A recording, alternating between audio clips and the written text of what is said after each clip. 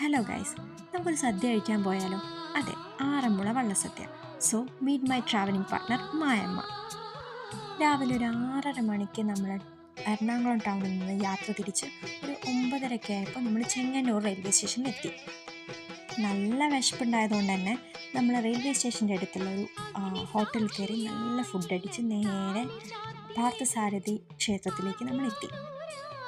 September 6-നായിരുന്നു നമുക്ക് വള്ളസദ്യയുടെ pass കിട്ടിയിട്ടുണ്ടായിരുന്നത്.